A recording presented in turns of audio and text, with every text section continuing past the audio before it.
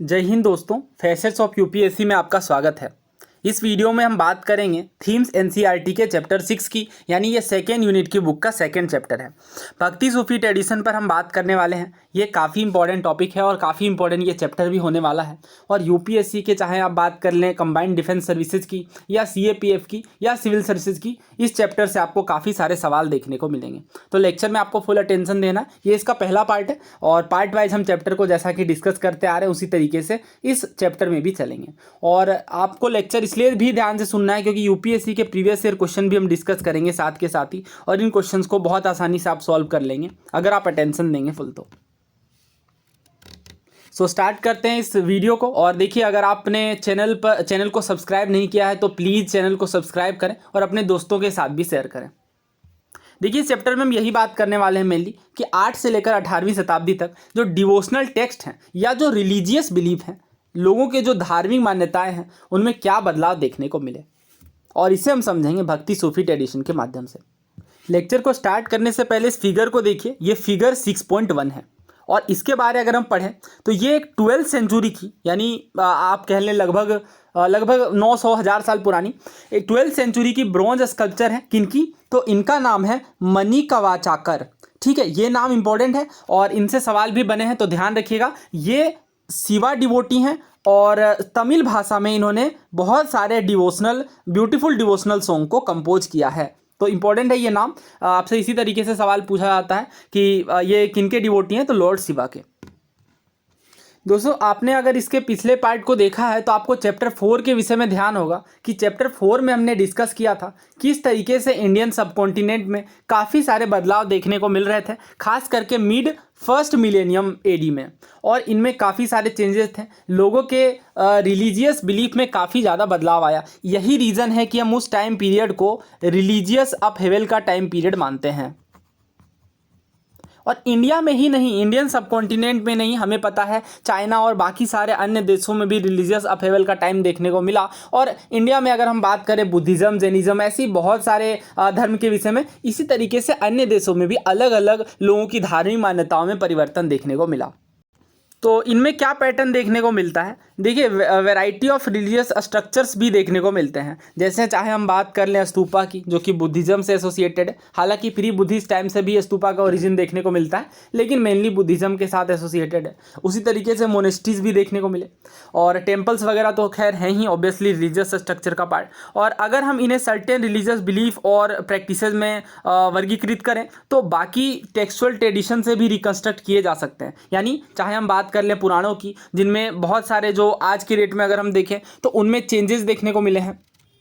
बहुत सारे new textual sources भी हैं उस पीरियड में, जिनमें काफ़ी सारे कंपोजिशन जो पोएट सेंट के द्वारा एट्रीब्यूट किए गए हैं। तो इसे समझना बहुत आसान है। देखिए, मैंने आपको क्या बताया था बुद्धिज़्म के टाइम पे कि बुद्धिज़्म के जो मेनली आइडियाज़ हैं ये प्रीचिंग के थ्रू आगे बढ़े। जैसे गौतम बुद्ध ने मान लीजिए प्रीच किया, तो उसके बाद इनके शिष्यों के द्वारा फिर से प्रीचिंग हुई, तो इस तरीके से ये चीज़ें, ये आइडियाज़ आगे बढ़ी हैं।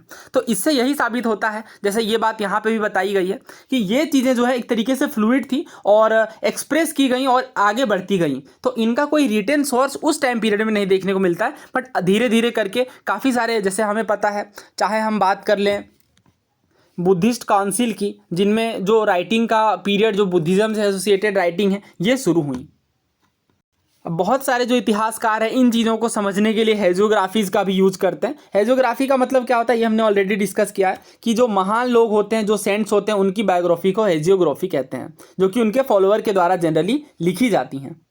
अब कोई ज़रूरी नहीं है कि ये बिल्कुल लिटरली सारी चीज़ें एक्यूरेट रहें, बट एटलीस्ट हमें आइडिया तो मिल ही जाता है कि जो डिवोटीज़ हैं वो किस रूप में अपने गुरु को देखते हैं। ना हम रिलीजियस बिलीफ और प्रैक्टिसेस में एक तरीके का पैटर्न देखते हैं, एक मोज़ेक देखते हैं। तो सबसे स्ट्राइकिंग फीचर क्या था इस फेज का? यही था कि varied range of gods and goddesses in sculpture as well as in text. इसका क्या मतलब है? इसका मतलब ये है कि जो मेजर डाइटीज़ हैं, जैसे अगर हम बात कर ले भगवान विष्णु की या भगवान शिव की, तो इनके अलग अलग, जैसे अलग अलग वेराइटी ऑफ फॉर्म्स हैं, उनकी वर्शिप की जा रही है। नाउ इस बॉक्स को समझते हैं ग्रेट एंड लिटिल ट्रेडिशन। देखिए, ये जो टर्म है ग्रेट और लिटिल ट्रेडिशन, ये कॉइन किए गए सोशोलॉजिस्ट रॉबर्ट रेडफील्ड के द्वारा, और 12th सेंचुरी के टाइम पीरियड को डिस्क्राइब करने के लिए ये टर्म्स यूज़ किए गए। इसका क्या मतलब है, ग्रेट ट्रेडिशन क्या होता है, लिटिल ट्रेडिशन क्या होता है। तो देखिए रेडफील्ड ने क्या ऑब्जर्व किया, इन्होंने देखा कि जो पीजेंट्स हैं, जो किसान हैं, ये रिचुअल्स और कस्टम को ऑब्जर्व करते हैं दो रूपों में। पहला रूप में ये जो प्रीस्ट और रूलर के द्वारा जो स्टार्ट किए गए हैं, तो इसे वो ग्रेट ट्रेडिशन का पार्ट कहते हैं। दूसरी ओर ये यह भी कहते हैं कि पीजेंट उन चीज़ों को भी फॉलो करते हैं, उन लोकल प्रैक्टिसेस को भी फॉलो करते हैं जो कि नेसेसरली कॉरस्पॉन्ड किए गए हैं ग्रेट ट्रेडिशन के साथ नहीं। यानी दो रूप हैं, बहुत ही आसानी से हम इसे इस तरीके से समझ सकते हैं कि पहला तो यह है ग्रेट ट्रेडिशन, दूसरा लिटिल ट्रेडिशन। तो लिटिल ट्रेडिशन में क्या होगा कि जो लोकल चीज़ें हैं, जो लोकल आइडियाज़ और प्रैक्टिसेस अपनाए गए हैं पीजेंट्स के द्वारा, वो लिटिल ट्रेडिशन का पार्ट माने जाते हैं। जबकि जो प्रीस्ट हैं या जो रूलर हैं, जो इन चीज़ों को ऑब्जर्व करते हैं और वो आइडियाज़ और प्रैक्टिसेस जब पीजेंट्स के द्वारा अपना लिए गए, तो वो ग्रेट ट्रेडिशन का पार्ट माने जाते हैं। अब रिलीजियस आइडियाज़ में जो चेंजेस आए, उन्हें समझने के लिए हिस्टोरियंस ने जनरली दो तरीके के प्रोसेसेस को समझने का काम किया। पहला तो इन्होंने ये कहा कि एक प्रोसेस जो चल रही थी ब्राह्मणिकल आइडियाज़ को डिसेमिनेट करने की, यानी आगे बढ़ाने की, और इन्हें एग्जाम्पलीफाई किया गया कि किस तरीके से जो पुरानी टेक्स्ट हैं उन्हें आसान संस्कृत के शब्दों में लिखा जाने लगा, उनको कंपोज किया गया, कंपाइल किया गया और प्रिजर्व किया गया। और ताकि इसका ये एक प्रमुख रीज़न ये भी था कि सभी लोगों के लिए इंक्लूडिंग वुमेन एंड शूद्राज के लिए ये एक्सेसिबल किया जाए, और जनरली जो एक्सक्लूड होते थे वैदिक लर्निंग से उन्हें भी शामिल किया गया, और ये ब्राह्मणिकल आइडियाज़ को डिसेमिनेट करने का एक प्रोसेस बना। उसी टाइम अगर हम बात करें सेकेंड प्रोसेस की, तो एक और प्रोसेस चल रही थी, और इनमें क्या था कि Brahmans accepting and reworking the belief and practices of these and other social categories, यानी वो रिवर्क कर रहे थे इस चीज़ पे और एक्सेप्ट कर रहे थे अदर सोशल कैटेगरीज के भी बिलीफों को, यानी जो भी चीज़ें एग्जिस्ट कर रही थी अदर सोशल कैटेगरीज में। और इनफैक्ट अगर हम बात करें, बहुत सारे जो बिलीफ और प्रैक्टिसेस हैं जो शेप किए गए एक तरीके से डायलॉग के फॉर्म में। किनके डायलॉग के फॉर्म में? जो सोशोलॉजिस्ट ने डिस्क्राइब किया है ग्रेट संस्कृति पुरानी ट्रेडिशन के रूप में और little tradition through out the land. तो अभी जो हमने डिस्कस किया कि किस तरीके से एक ग्रेट ट्रेडिशन की बात कही जा रही है और दूसरा लिटिल ट्रेडिशन की बात कही जा रही है। ग्रेट ट्रेडिशन में क्या था कि जो किंग है, रूलर है, जो अपर हायरार्की से चीज़ें फॉलो की जा रही हैं वो किसानों के द्वारा भी अपनाई जा रही हैं। और लिटिल ट्रेडिशन में क्या था, जो चीज़ें लोकल लेवल पे देखने को मिल रही हैं, जो मान्यताएं, उन चीज़ों को जब फॉलो किया जा रहा है तो वो कहला रहा है लिटिल ट्रेडिशन का पार्ट। तो इन चीज़ों पे वर्क किया जाने लगा, और एक तरीके से आप कह लें कि जो टेक्स्ट हैं और बाकी सारी जो चीज़ें, आइडियाज़ हैं, इनमें भी परिवर्तन किए गए। तो इसका सबसे स्ट्राइकिंग एग्जाम्पल दिया गया है कि किस तरीके से पूरी ओडिशा में हम देखते हैं कि प्रिंसिपल जो डाइटी हैं उन्हें जगन्नाथ, भगवान जगन्नाथ के रूप में आइडेंटिफाई किया जाता है, जो कि भगवान विष्णु के ही एक फॉर्म है, अवतार हैं। फिगर 6.2 की बात करें तो ये भगवान जगन्नाथ हैं एक्सट्रीम राइट में, और इनकी बहन सुभद्रा और इनके भाई बलराम। तो ये चीज़ आप कह लें कि लोकल रूप में, तो इस इंस्टेंस में अगर हम बात करें तो जो लोकल डाइटी हैं जिनके इमेज थे और इसी तरीके से कंटिन्यू किए जा रहे हैं, made of food by local tribal specialist was recognise as a form of Vishnu. तो भगवान विष्णु के अवतार के रूप में इन्हें लोकल वे में इस तरीके से रिप्रेजेंट किया जा रहा है। तो देश के अलग अलग हिस्सों में भी भगवान विष्णु को इसी रूप में विजुअलाइज किया जा रहा है, यानी अलग अलग ढंग से, और ये ट्रेडिशन आप कह लें कि इंडिया में देखने को मिल रहा है। नाउ बात करते हैं कि इनमें क्या डिफरेंसेस देखने को मिलते थे।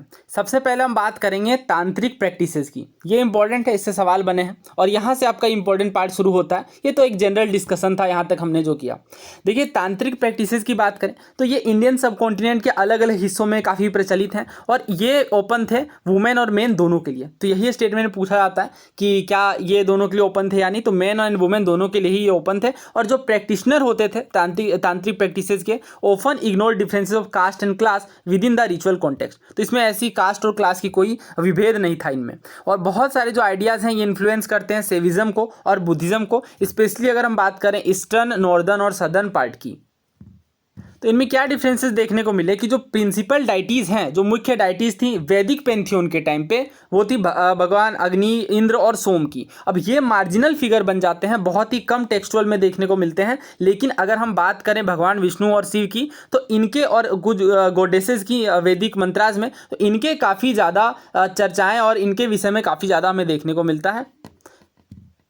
लेकिन इसके बावजूद भी, इन डिस्क्रिपेंसीज के बावजूद भी, Vedas continue to be the revered as authoritative.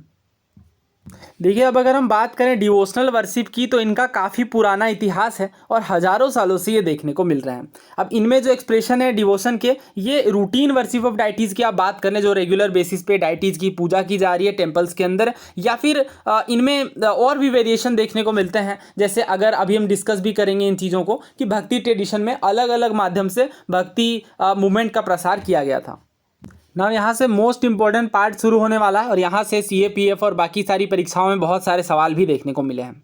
बात करते हैं ईयरली ट्रेडिशन ऑफ भक्ति की। तो अभी जैसा कि हमने डिस्कस किया कि वर्शिप के जो रूप हैं इनमें इवोल्यूशन देखने को मिला।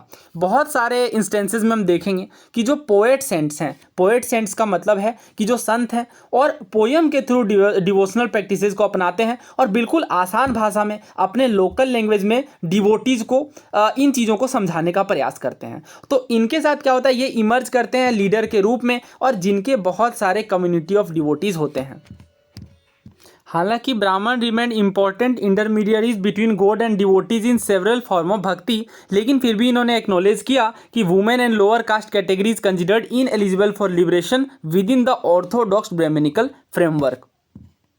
अब देखिए, मोस्ट इंपॉर्टेंट चीज़ यहाँ पे ये है कि हिस्टोरियन जो है रिलीजन के, ये भक्ति ट्रेडिशन को दो रूपों में कैटेगराइज करते हैं।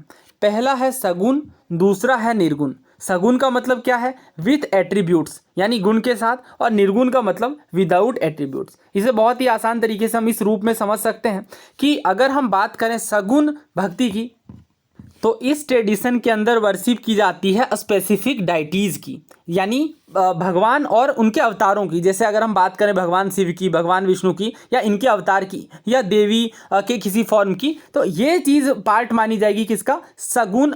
ये पार्ट माना जाएगा सगुण भक्ति का, सगुण भक्ति का।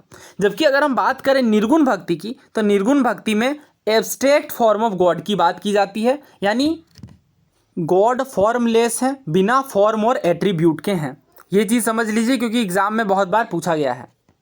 ना दोस्तों, बात करेंगे अलवर्स और नैनार के विषय में।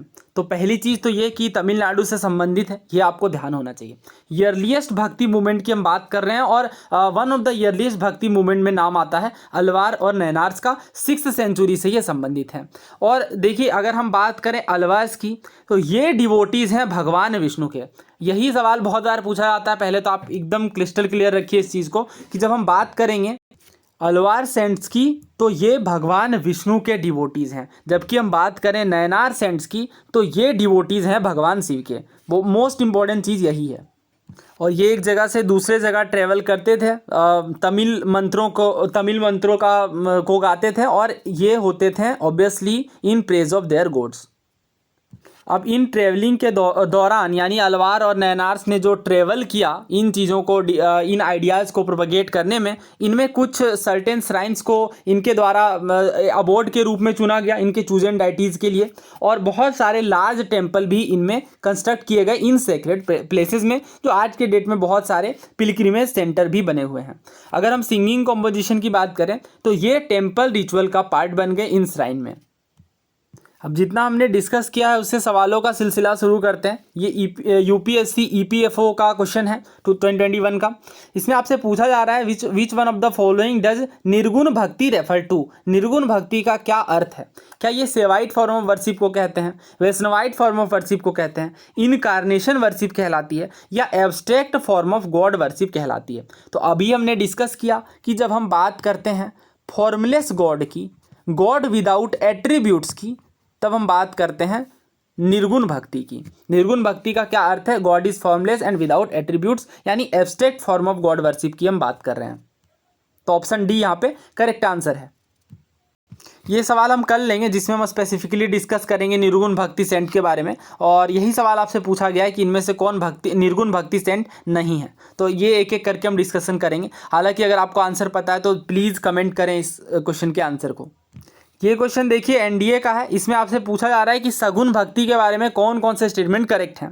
पहला ये है कि सगुण भक्ति ट्रेडिशन फोकस करती है स्पेसिफिक डाइटीज़ के वर्शिप को, जैसे अगर हम बात करें भगवान विष्णु की या उनके अवतारों की।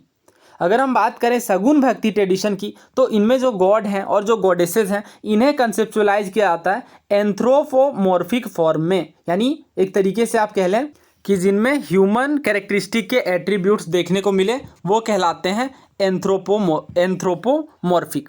तो देखिए ये सवाल यहीं से फ्रेम किया गया है, ये दोनों डायरेक्टली आपको देखने को मिल जाएगा। पहला तो ये कि इनमें शामिल है वर्शिप ऑफ स्पेसिफिक डाइटीज, ये अभी हमने कवर किया, और दूसरा लाइन यही है ऑल ऑफन कंसेप्चुलाइज इन एंथ्रोपोमॉर्फिक फॉर्म, यानी एंथ्रोपोमॉर्फिक फॉर्म में इन चीज़ों को कंसेप्चुलाइज किया जाता है। तो इस क्वेश्चन का सही आंसर क्या होगा? ऑब्वियसली दोनों ही स्टेटमेंट सही हैं, तो 1 और 2 बोथ इसका सही आंसर होगा। नाउ वीडियो पोस्ट करके इस क्वेश्चन को ट्राई करिए। CDS 2023 का क्वेश्चन है और इसमें आपको मैच दिए गए हैं 4 और बताना है कौन सा करेक्टली मैच नहीं है। पहला कहा जा रहा है सगुन believe in God with attributes, यानी एट्रीब्यूट्स के साथ जब गॉड में बिलीव करते हैं वो सगुन वर्शिप कहलाती है। Believe in god without attribute, क्या ये निर्गुण है? Alvar believed in devotion of Shakti, और चौथा है Nayanar believed in devotion of Shiva. तो इसका आंसर क्या है फिर? इसका आंसर है ऑप्शन कौन सा? ऑप्शन सी, क्योंकि अभी हमने डिस्कस किया अगर हम बात करें अलवर की तो ये डिवोटीज हैं भगवान विष्णु के, ना कि शक्ति के। तो इस वजह से ये रॉन्ग पेयर है, सही आंसर हमारा ऑप्शन सी बनेगा। बाकी सब कुछ तो हमने अभी डिस्कस किया है, सगुन वर्शिप, निर्गुण वर्शिप, अलवार, नैनार, ये सब कुछ अभी हमने डिस्कस किया है। तो ये काफ़ी बड़ा टॉपिक है, काफ़ी सारे सवाल देखने को मिलेंगे इस चैप्टर से, तो 1 बाय 1 हम सभी क्वेश्चंस को डिस्कस करेंगे जैसे ही हम उस टॉपिक को कवर करेंगे। फिलहाल इस वीडियो में इतना ही रखते हैं, नेक्स्ट पार्ट में जल्द ही मिलते हैं और आगे की चीज़ें कंटिन्यू करते हैं। वीडियो में अंत तक बने रहने के लिए धन्यवाद। जय हिंद।